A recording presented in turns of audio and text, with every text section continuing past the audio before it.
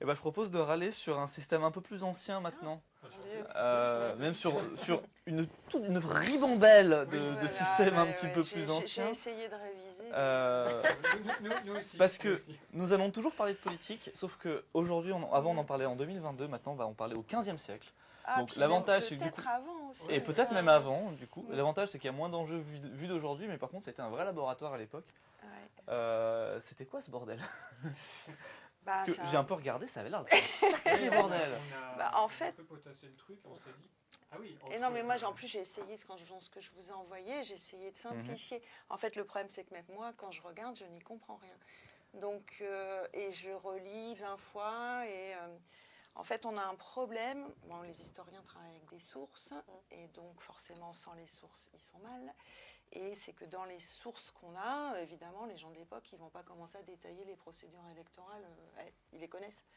Et donc, du coup, ça peut être parfois allusif. Et comme ça change sans arrêt, donc pourquoi le bordel, pour te répondre quand même, c'est que, en fait, en général, dans les villes italiennes, dans les communes italiennes, qui s'autogouvernent, on va dire, pour faire simple, et notamment à Florence, qui est celle que je connais le mieux, mais elle n'est pas la seule.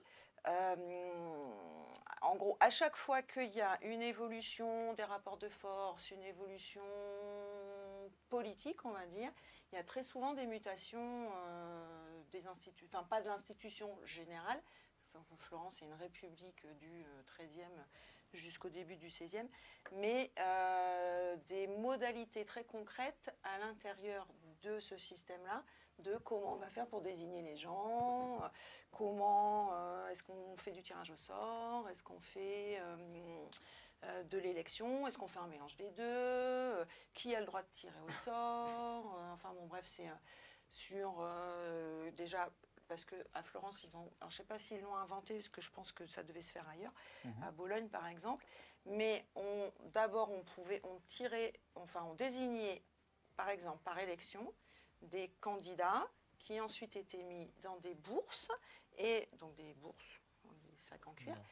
Et littéralement un vrai sac en cuir, genre, physiquement. Okay. Oui. Et ensuite, après, on tirait au sort. Éventuellement. Et après, parfois, il y avait plusieurs tours. Mais ces candidats, ils étaient désignés arbitrairement, par des votes. Ça changeait en fond, ça changeait. C'est une question ça changeait à chaque fois. Alors, arbitrairement, ça changeait pouvoir, tout le temps, en fait. Pardon ? C'est ce qui avait le plus de pouvoir, en fait. Est-ce qu'il n'y avait pas un rapport de pouvoir qui est extrêmement puissant à ce niveau-là, à Florence ? En fait, c'est une société médiévale, donc il y a des hiérarchies sans arrêt partout. Donc, il y a des hiérarchies économiques qui sont en même temps, pas officiellement, mais aussi souvent des hiérarchies politiques.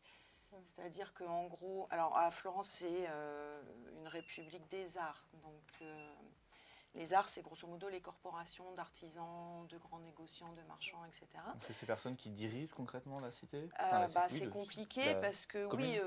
Enfin, globalement, donc les arts, il y en a 21, il y en a eu 12 puis 21 à Florence. Donc, mais c'est des arts, c'est des corporations. Ça veut donc dire qu'à l'intérieur, il y a une hiérarchie et que, évidemment, au sommet de la corporation, il va y avoir les plus riches, ceux qui possèdent les ateliers, qui font travailler plein d'ouvriers, etc. Puis c'est oligarchique aussi, du coup. Donc c'est complètement oligarchique. Donc, mais en même temps,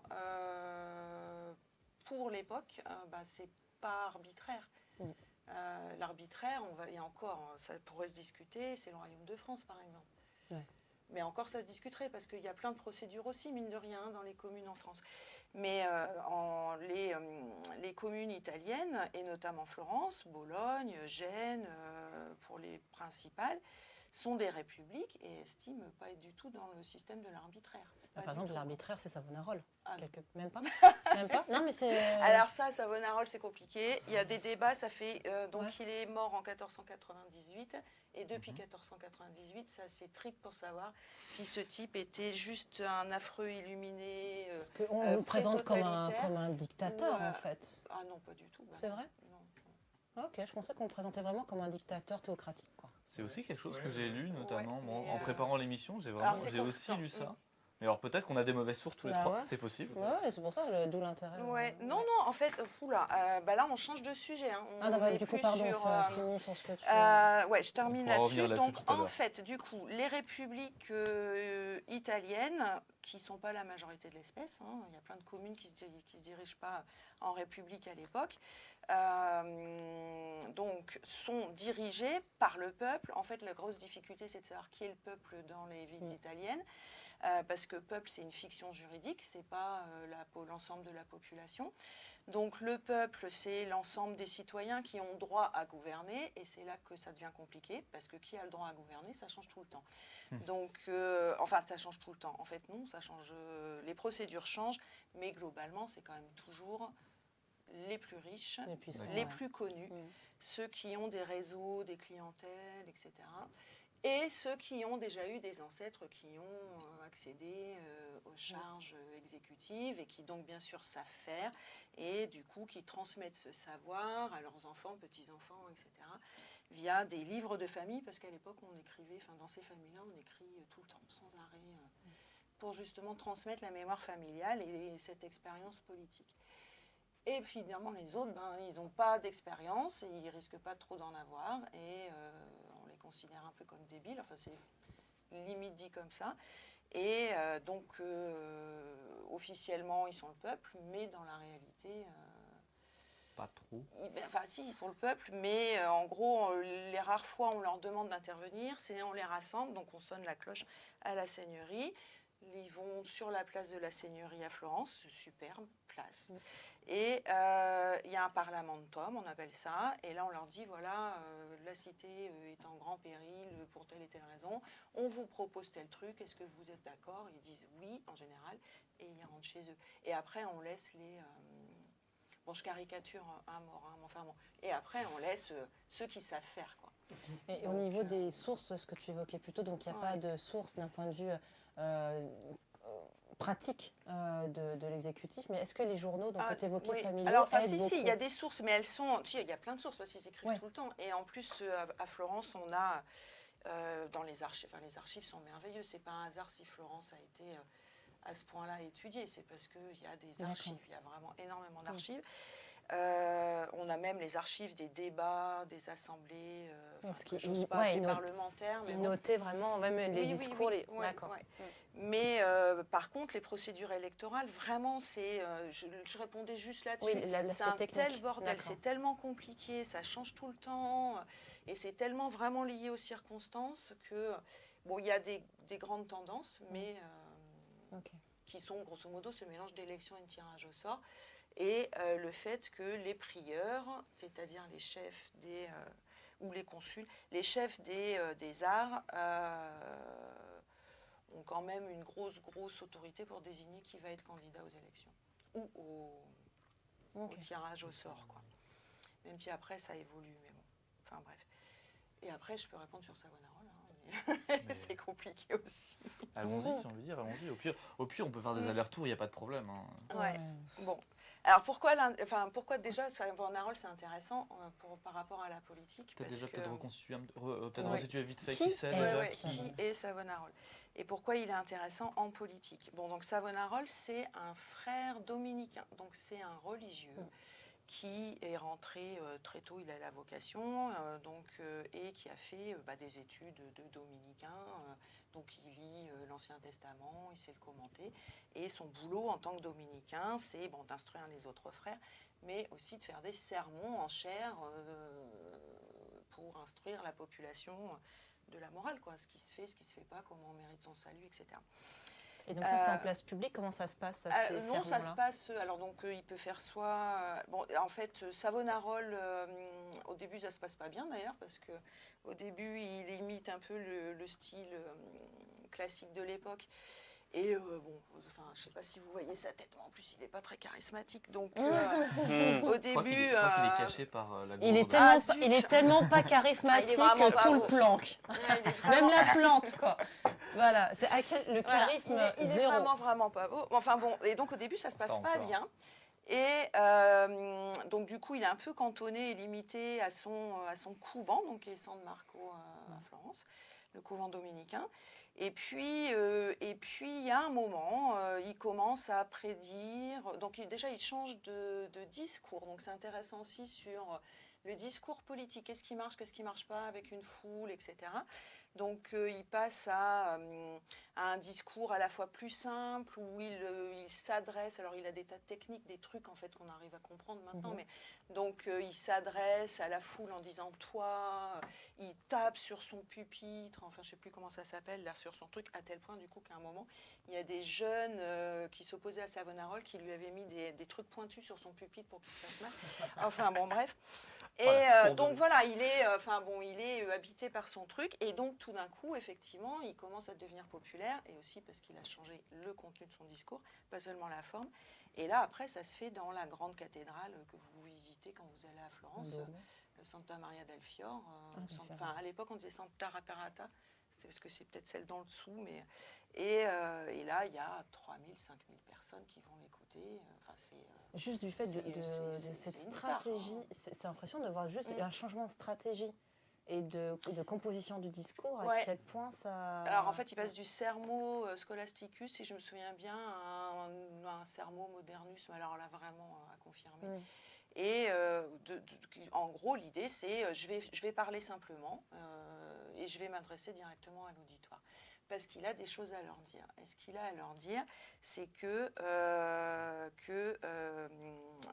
ça ne va pas aller bien pour Florence, que l'Église, c'est que des... Alors, on a fait de Savonarole un précurseur de Martin Luther.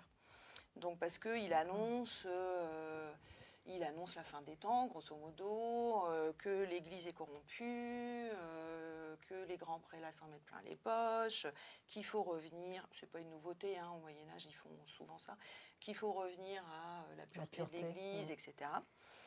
Et il dit que ça va arriver bientôt. Enfin bon, là-dessus, il n'y a rien de nouveau sous le soleil pour cette époque-là.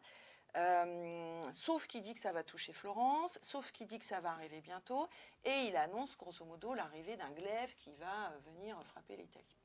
Et puis il se trouve que donc il commence ça aux alentours de 1492, plus ou moins le moment où Laurent le Magnifique meurt. Et il se trouve que 2 ans plus tard, il y a Charles VIII, le roi de France. C'est un tout petit nabot, mais il a des armées top, et de l'artillerie énorme. Et donc, il descend pour faire la conquête du royaume de Naples. Il y a Florence sur la route. Il terrorise toute la population de toute l'Italie. Et c'est vraiment le fléau, quoi. Et là, Savonarole dit, je l'avais dit. Et à partir de là, il commence à dire que c'est Dieu qui l'inspire et qu'en fait, il est prophète, etc. Et du coup, comme évidemment il est de plus en plus populaire, c'est là que dans ces circonstances où à Florence, tout se casse la gueule, que les Médicis sont chassés, que le système républicain dirigé par les Médicis, qui se comportait quand même un peu, en gros, de 1434 jusqu'à 1494, comme des parrains, on dirait, maintenant. Je ne sais plus ce que je voulais dire. Donc, ils sont chassés. Du coup, évidemment, leurs institutions, elles ne peuvent pas rester en place parce que personne n'a confiance dans les fameuses bourses, dans les noms des gens, etc.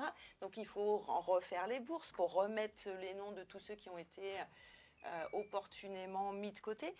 Et donc, il n'y a plus rien qui fonctionne. Et en plus, il y a Charles VIII qui arrive avec son armée. Et là, plus qu'une pluie d'insectes, de cigales. C'est pas loin, parce qu'en plus, on a eu la peste noire. Plus une catastrophe économique. Enfin, vraiment, c'est... la totale. Et oui, c'est la totale, parce que Florence travaille avec et Rome et avec la France. C'est quand même le centre international de la soie, de la laine, etc. Parfum aussi, Et forcément, là, c'est la guerre, donc c'est compliqué pour les affaires. Et donc, du coup, on va se tourner vers Savonarole. Et Savonarole, lui, va dire, OK, voilà, je me mets au service de Florence. Et donc, il va commencer à faire de la politique. Et c'est pour ça qu'il meurt à la fin, puisque c'est ce qu'on va lui reprocher. parce que contrairement effectivement à ce qu'on lit parfois, et peut-être bien dans sa fiche Wikipédia, oui, effectivement, c'est un prêtre un clerc qui fait de la politique. Oui, on ne peut pas dire que c'est plutôt un rétrograde au niveau de sa morale. Mais il est arrivé au pouvoir. Mais non, il n'est pas arrivé au pouvoir, il reste à San Marco. Mais il était très écouté, c'est ça plutôt. En fait, il a une influence, une capacité d'influence qui fait qu'il a des gens qui l'écoutent, donc on les appelle les frateschi, les partisans du frère, et que ces gens-là, évidemment, ils sont dans les nouvelles institutions, mais avec plein d'autres, les anciens médicéens, ils sont toujours là, c'est un vrai bordel à cette époque-là, et tous ces gens-là sont dans les nouvelles institutions, et parfois il a la majorité, parce que le pouvoir exécutif, donc qu'on appelle la seigneurie, change tous les 2 mois, donc ça en fait des élections et des changements. Et parfois les seigneuries sont fratesques, donc avec des partisans du frère, et parfois pas du tout. Elles sont arrabbiata, ou je ne sais pas comment on dit, enragées, c'est-à-dire ceux qui mettent les tessons de bouteille sur le pupitre de Savonarola. Ou qui lui lancent, ou qui lancent sur les enfants de Savonarola qui défilent dans la rue des crevures de chats, bref. Mais c'est violent en fait. Florence, c'est hyper violent. D'ailleurs, Savonarola, une partie de sa propagande, c'était de dire, mais moi j'ai ramené la paix dans les rues, parce que j'ai transformé les enfants de Florence. Et il y a un truc un jour qui m'a fait rire, parce qu'il y avait quelqu'un qui disait, et on sait à quel point les enfants de Florence, on n'y arrivait pas avec eux. Et je les ai transformés en enfants fanciulli, du frère. Et donc ils sont habillés tout en blanc, avec des rameaux d'olivier, ils font des processions, on les entend plus à la messe, ils sont sages. Et on les compare à des petits anges, alors que avant les enfants, ils jouent. Ils font du bruit. Alors, ils font du bruit. Quel enfer. Mais c'est pire que ça. Alors, ils font du bruit, ils rançonnent les gens en les empêchant de passer avec des longs morceaux en bois et en leur demandant la pièce pour pouvoir passer.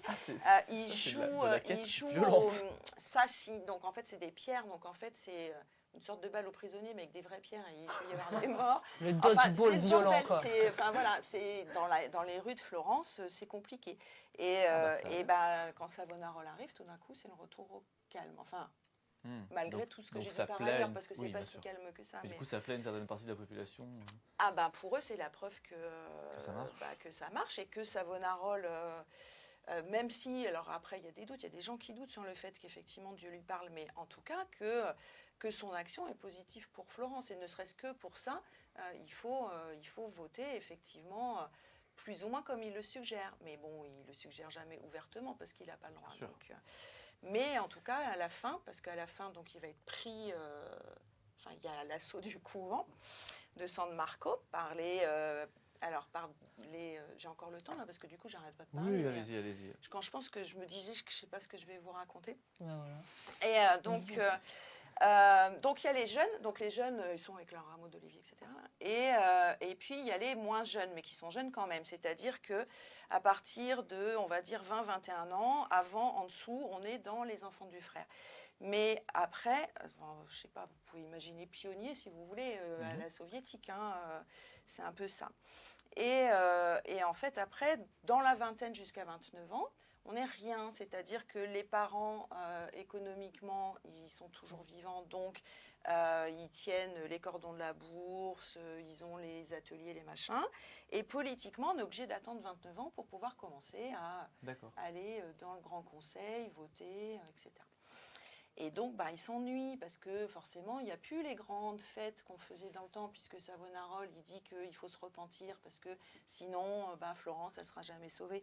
Et donc, à un moment, évidemment, des opposants à Savonarola, et surtout au régime qui soutient Savonarola, ou que Savonarola soutient, c'est pas clair, organisent ces jeunes, qu'on va appeler les compagnacci, qui s'appellent eux-mêmes les compagnacci, c'est-à-dire les mauvais compagnons.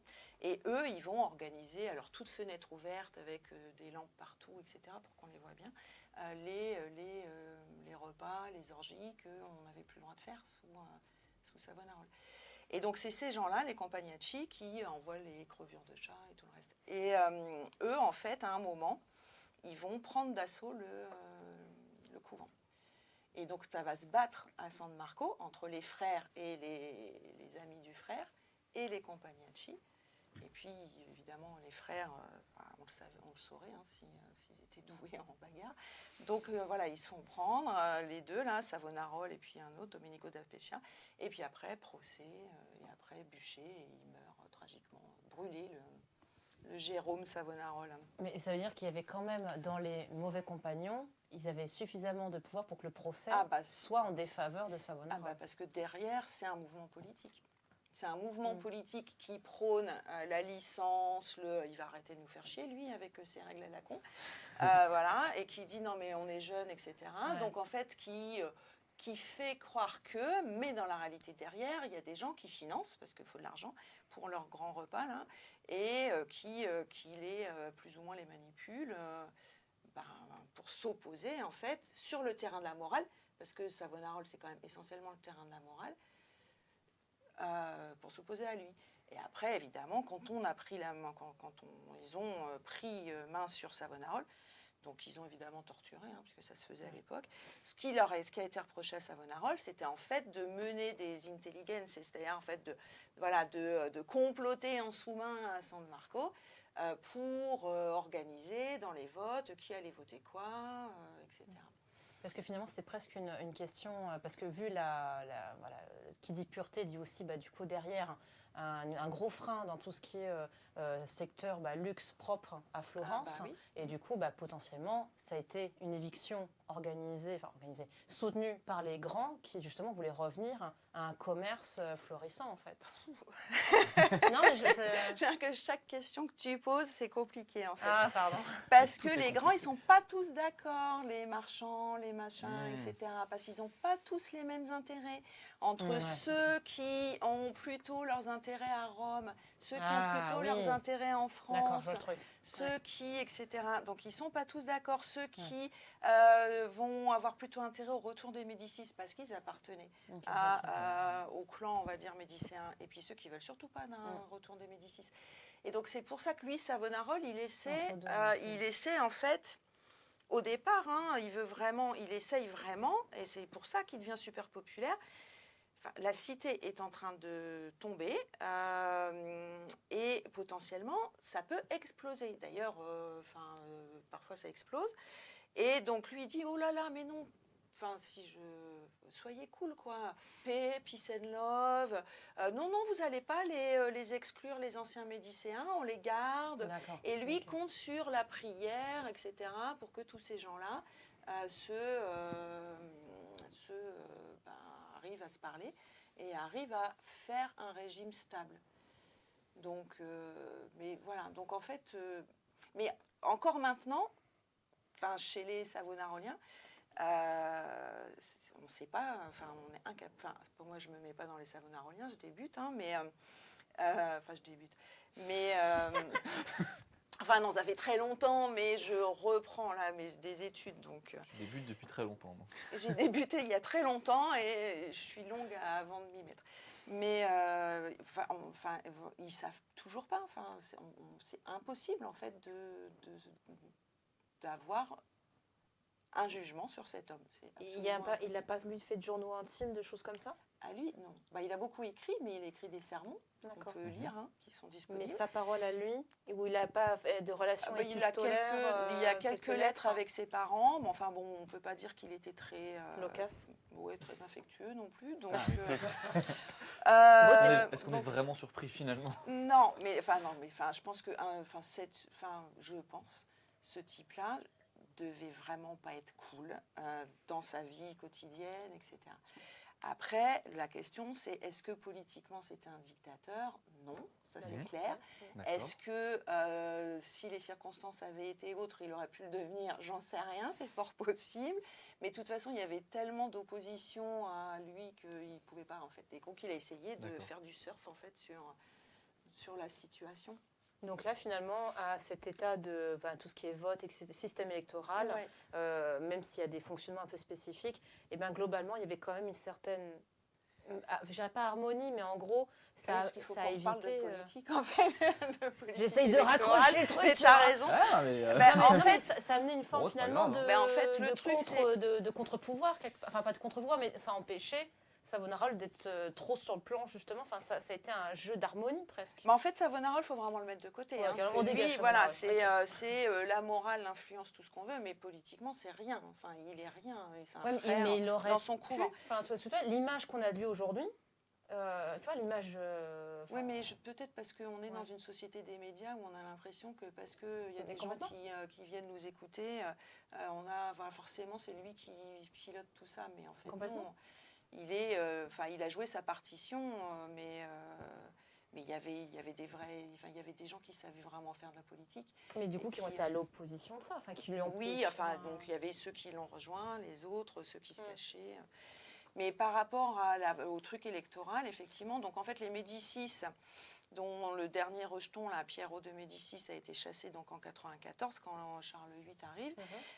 En gros, bon, ils avaient serré un petit peu le regimento, enfin je sais pas comment dire. Pas le régime.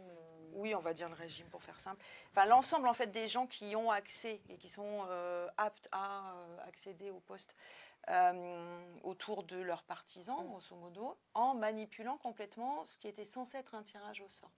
Donc, en fait, ça s'appelait l'élection à mano. Alors ça, j'ai pas bien compris. Ça fait partie de ces trucs où c'est pas très très clair, parce qu'en fait, dans les bourses, on mettait les noms. Ok. En théorie, un nom.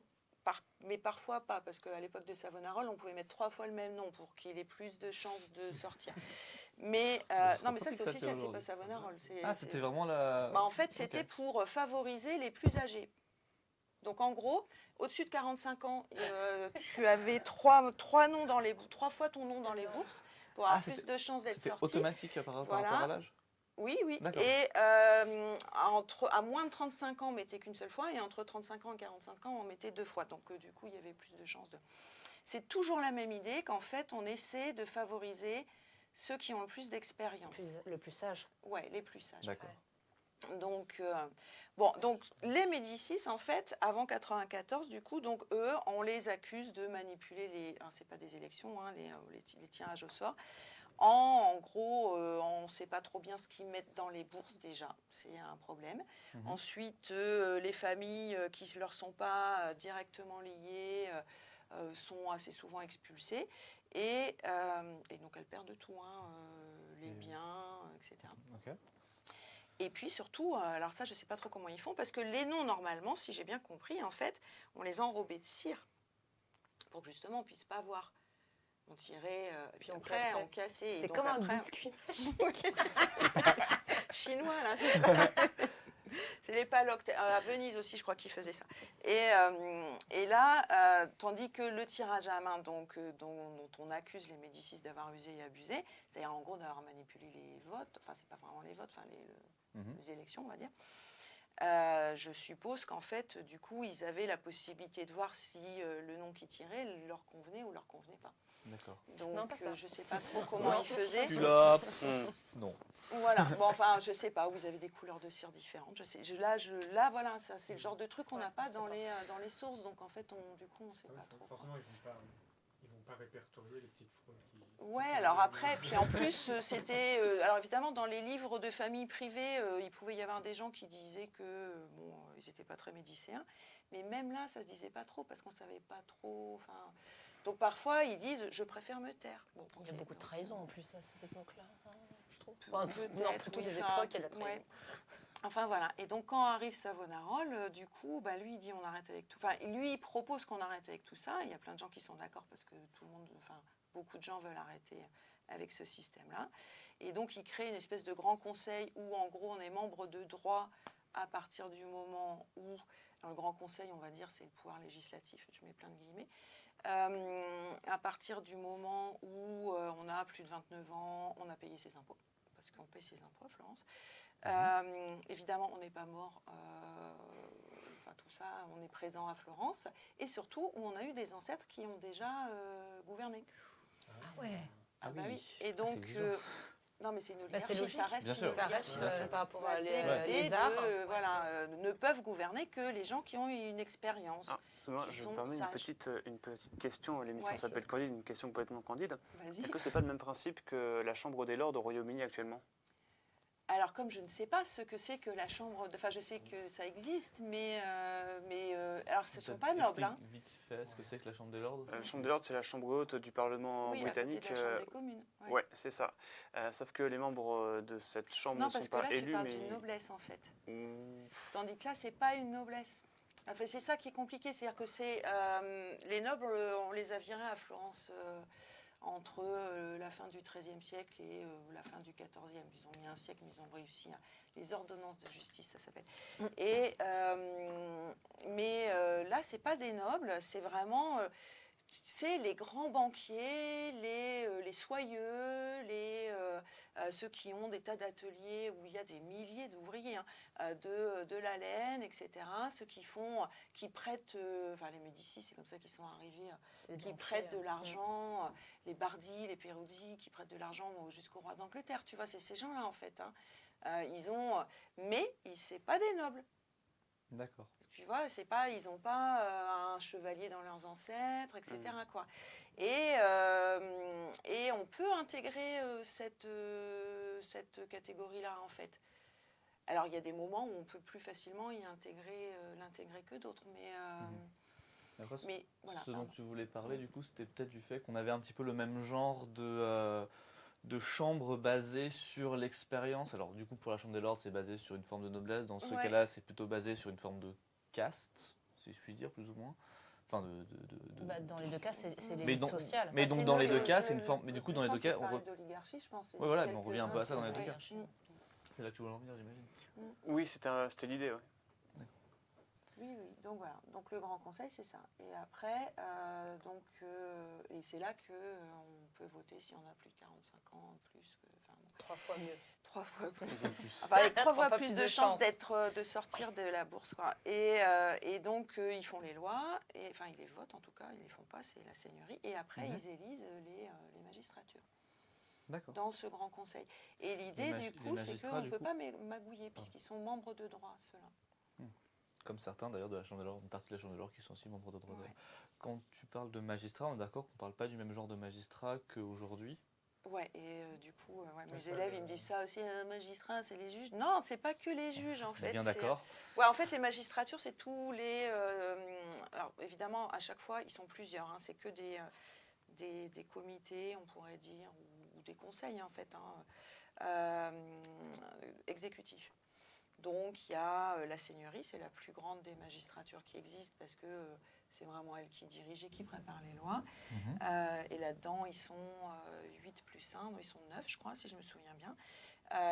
Après, il y en a plein d'autres. Hein. Il y a les 12, alors c'est souvent avec le nombre justement de personnes. Donc, les 12 bons hommes, les 10 de liberté et de paix, les 8 de pratique. Enfin, bon, bref, il y en a toute une série comme ça. D'accord. À Florence et en dehors, parce que Florence a conquis... d'autres villes, d'autres territoires. Et leur rôle, c'est de faire quoi, cette magistrature? C'est de faire... Ça dépend. Enfin, les 8 de garde, par exemple, ils s'occupent de la police. Les gonfaloniers, les 16 gonfaloniers, ils vont s'occuper dans les gonfalonies qui sont des subdivisions territoriales de la ville de Florence. Ils vont s'occuper eux aussi, je crois, de la police, de la justice. Et surtout, au départ, en fait, les gonfaloniers, ils étaient là pour l'ordre. Le maintien de l'ordre. Oui, enfin voilà, ils sont armés. La police, en quelque sorte, ouais. la gendarmerie. Enfin, aujourd'hui, on dirait ça. Ou la protection des remparts, enfin bon, ce genre de choses. L'armée, plus ou moins. Les 10 de paix et de liberté, je me souviens plus. Je me demande s'ils s'occupent pas de l'argent, malgré leur nom. Paix et liberté, on aurait pu penser à la justice, par exemple. Ouais, mais je crois que s'occupe de la guerre et de l'argent, je ne sais plus bien. Enfin bon, voilà, la justice en tant que telle, je crois que c'est les 8 de pratique. Enfin bon, je sais plus. Du coup, ça ressemble un petit peu au ministère Ouais, ou je pas du voulais en tout? venir là. Ouais, est-ce que c'est un peu comme les ministres aujourd'hui Non, parce qu'en fait, là, les ministres obéissent, maintenant avec leur président, via leur premier ministre, tandis que là, non, ils sont chacun autonomes. responsables. Oui. Mais en gros, c'est un peu comme des ministères Je trouve qu'ils sont autonomes. Oui, et ils sont donc soit tirés au sort, soit élus par le Grand Conseil. Et en fait, mine de rien, c'est un jugement de valeur, donc il ne vaut pas grand-chose, mais c'est une avancée par rapport à... en tout cas, beaucoup considèrent à l'époque que c'est une avancée par rapport au système édicéen, ce système-là. Mais la seigneurie existait déjà avant 1994. Les magistratures, les 3/4 existaient déjà, en fait. On nous demande dans le chat, question idiote encore, question candide. Vous avez le droit aux questions candides, on est là pour ça de toute façon. Est-ce qu'il y avait des gens qui faisaient des enquêtes judiciaires à l'époque? Des enquêtes judiciaires. Au sens moderne du terme, j'imagine. Alors là. Sinon, non, parce que là, j'ai Gawa qui pose la l'air question de peu tout précise. savoir, mais non.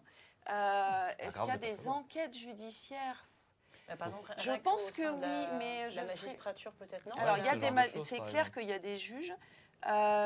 C'est clair qu'on peut en appeler à la justice de la commune, que parfois, il y a des... Mais ça dépend ce que ça veut dire enquête. Alors moi, le seul truc que je connais bien, c'est le procès de Savonarole. Donc, mais je pense que personne n'appellerait ça une enquête. Hein. Non, mais par exemple, ceux qui mettaient des tessons, est-ce que par exemple, on aurait pu imaginer qu'il y ait une enquête pour savoir qui a essayé de... mais en fait, tout le monde le sait que c'est eux, puisqu'ils le revendiquent. Donc, oui, d'accord, mauvais exemple. Il n'y a pas de... Mais donc, des enquêtes au sens, je ne sais pas moi, au XVIIe siècle, là, quand on fait au XVIIIe siècle, l'inspecteur machin, là, qui... Non, ça, je ne pense pas qu'il y avait... Ça se faisait pas trop à l'époque. Non, je ne pense pas. Donc, il n'y avait pas vraiment de justice, du coup? La justice, c'était plus arbitraire si, il y a des justices. Ils assumaient, ils faisaient. Non. Tout le monde savait qu'ils faisaient. Non, il y a une justice, il y a des lois, il y a des procédures d'appel, on peut en appeler au Grand Conseil. D'ailleurs, ça a été reproché ça à Savonarole, alors qu'il n'est sans doute pas pour grand-chose, mais à un moment, il y a une tentative de coup d'État médicéen et qui échoue. Et en fait, évidemment, donc, on trouve grosso modo 5 coupables. Et dedans, en plus, il y en a un, je crois qu'il s'appelle un Rucella, il est jeune, il est beau, il sent beau, le sable chaud, bref, donc tout le monde est trop triste que ça se passe mal pour lui. À côté de ça, il y a un vieux croulant, c'est moins gênant, mais et donc là, ils sont donc mis en prison. Oui, il y a un procès, je ne pense pas qu'il y ait des enquêtes, mais il y a des procès, c'est-à-dire qu'on sort des pièces en disant, on a retrouvé ça, qu'est-ce que tu as à dire, Et ils sont évidemment considérés coupables. Et donc, en théorie, ils auraient dû pouvoir en appeler au Grand Conseil, parce que c'était prévu dans les lois qui ont été mises en place entre la fin de l'année 1494 et 1495. Et sauf que là, Francesco Valori, qui est donc le chef, un des seigneurs, mais le plus puissant, le gonfalonier de justice de la seigneurie, qui se trouvait un fratesco, et dont on soupçonne Savonarole de l'avoir plus ou moins manipulé, mais on n'a jamais pu vraiment prouver, s'oppose, j'espère que je ne dis pas de bêtises, je vous le dis de mémoire, mais je crois que c'est ça, s'oppose dans une pratica. En gros, c'est l'endroit où on discute, et dit non, mais là, il en est hors de question, etc. Et donc, ils vont être condamnés à mort, évidemment. Et ça rigole pas, donc. Non, en fait, c'est soit. À l'époque ou il y a de la prison, les stinks. Je ne sais pas si ça existe encore, les stinks, à l'époque de Savonarole, mais il y a la prison. On peut être donc condamné, banni, et donc ils appelaient ça les fuorusciti. Donc en fait, ils sont exilés, alors pour une durée qui peut aller de 5 ans, 10 ans, 15 ans à vie, avec droit de conserver ses biens ou pas. Et puis après, il y a la mort. En gros. C'est simple du coup. Mais bon, la prison, en général, dans les textes, il meurt. Donc, il devait y avoir des gens qui étaient en prison. Voilà. Les gens font la remarque dans le chat que quand même pas très sympa la justice à l'époque. Je me pourrais en appel? Non. Non, que sur ce truc-là. Mais là, on est dans un procès hyper politique. Parce que sinon, c'est le retour des Médicis et ça, c'est pas sympa. Donc les enjeux politiques, du coup, dépassaient les enjeux de justice individuelle, en quelque sorte, dans ce cas-là. Oui. D'accord. D'ailleurs, ça me fait penser à une question que je me posais, parce que toi, Sabine, ce matin, tu as parlé de Savonarole, mais je Très crois... mal, du coup. Parce que je crois que tu l'as croisé dans en fait, l'art, du coup. on parlait de Botticelli. Et Botticelli a croisé la route de Savonarole, qui l'a énormément influencé. Rien que le portrait derrière. Le portrait derrière, c'est un portrait fait par Botticelli. Et pour évoquer la question de l'influence de Savonarole sur Botticelli, qui a détruit une partie de ses œuvres, et par extension on n'est pas certain que en fait ce que Savonarole a organisé, enfin les enfants de Savonarole ont organisé à 2 reprises des bûchers de vanité, en tout cas au moins un, j'en suis sûre, le deuxième j'ai un doute. Et en fait les bûchers de vanité, ça remplace ce que faisaient ces enfants passage là. En fait avant ils faisaient des capanuccios comme ça et puis ils cramaient des trucs. Et donc c'est toujours ce que fait Savonarole en fait. Parce que évidemment les enfants du frère ils continuent à empêcher les gens de passer. Mais là maintenant en fait c'est mais non toi madame t'as un décolleté, ça se fait pas, donc tu vas payer l'aumône au mont-de-piété. Mais ils continuent en fait à faire exactement la même chose, sauf que cette fois-ci ils le font, ils sont censés détourner et ils le font pour cette fois-ci pour la morale, les aumônes qu'on distribue aux pauvres et tout ça. Et donc ils font un bûcher de vanité. Et du coup, effectivement, ils vont dans les maisons récupérer un certain nombre de trucs. Et mais moi je suis pas certaine que Botticelli il était à ce point-là piagnone, pleurnichard. Ça c'est une accusation. Mais bon, tous ceux qui étaient très très pro Savonarole, les Compagnacci les appelaient les pleurnichards. Parce que j'ai compris qu'il y avait des archives Botticelli avait écrit sur ça justement qu'il avait. Mais en fait peut-être, mais en tout cas clairement effectivement à cette époque-là, il a donné des tableaux pour que ces tableaux soient brûlés, parce qu'il avait des tableaux qui correspondaient pas du tout au standard savonarolien. Il y avait des femmes toutes nues, quoi. C'est le premier nu de l'histoire quand même, je pense, Vénus sortant des eaux. Non, il y en avait d'autres avant. Pas aussi imposant. Ouais, et puis là, on est pile en face des Safounètes quand même. Donc, mais au Moyen-Âge, on a des enluminures. Oui, mais bon, des Marie-Madeleine, Et donc, du coup, effectivement, ça ne correspondait pas trop. Effectivement, il s'est mis à peindre beaucoup plus de sujets religieux. Mais c'est aussi peut-être parce qu'il avait plus de commandes de sujets religieux. Parce qu'il n'y avait plus les Médicis non plus pour lui commander des trucs plus humanistes, on va dire, avec des sujets à l'antique. Son frère, en fait, qui s'appelle Chinozzi, je crois. Non, je dis une connerie. Bon, je sais plus. Mais son frère qui tient une boutique de je sais pas quoi, en fait, il y a des Compagnacci et des opposants de Savonarole qui y vont régulièrement. Donc, du coup... Bon, après, voilà, ça, j'en sais rien, honnêtement. Mais c'est juste une réflexion par rapport au fait de l'influence de la politique dans la production d'un artiste, politique et religieuse, dans la production d'un artiste qui peut être amené... là-dessus, je m'en souvenais de ça, que c'était la décision de Botticelli de détruire ses œuvres et de changer. Mais après, effectivement, comme tu dis, c'est à mon avis, une grosse partie de ça, effectivement, changement de commanditaire, donc forcément changement de sujet. Ouais. Et puis peut-être qu'il y croyait aussi. Il avait l'air d'avoir une certaine ferme, mais bon, effectivement, moi ça fait trop longtemps là que j'ai pas étudié ce truc. Alors malheureusement le temps tourne, donc on va devoir doucement conclure. Donc si vous avez un dernier sujet que vous voulez aborder, que tu veux aborder, ou quelque chose que tu veux préciser, ou quelque chose, ou une dernière question que tu voudrais poser. Quoi que si je veux être polémique, je pourrais parler du consensus, parce que...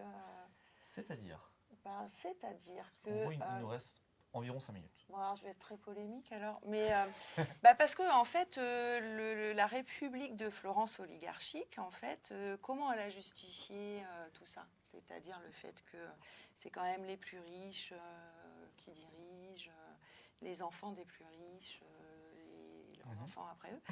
Elle a justifié son système oligarchique, alors qu'officiellement c'était quand même une république, c'est-à-dire que c'était officiellement un régime dont l'autorité venait du peuple. Le peuple est un petit peu sélectionné. Sauf que voilà, il y a peuple et peuple. Et en fait, ils ont bâti tout ça, en fait, surtout après la grande révolte que peut-être certains connaissent, mais de la révolte des Ciompi en 1378, qui est les ouvriers de la laine qui disent ça suffit, quoi. Il y a un moment, on partageait un peu le pouvoir. Et donc après, il y a eu un retour à l'oligarchie. Et là, ils ont développé en fait toute une idéologie. C'est les humanistes qui ont fait ça. C'est-à-dire ceux dont on n'arrête pas de dire que c'est super, quoi. Qui est l'idéologie du consensus. C'est-à-dire, en gros, on est tous d'accord. Enfin, on est tous d'accord, il n'y a qu'un seul parti.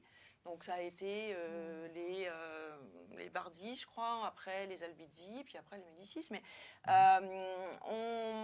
on va tous pouvoir accéder, alors certains plus souvent que d'autres, mais enfin bon, au pouvoir, nous tous, entre gens de bonne compagnie.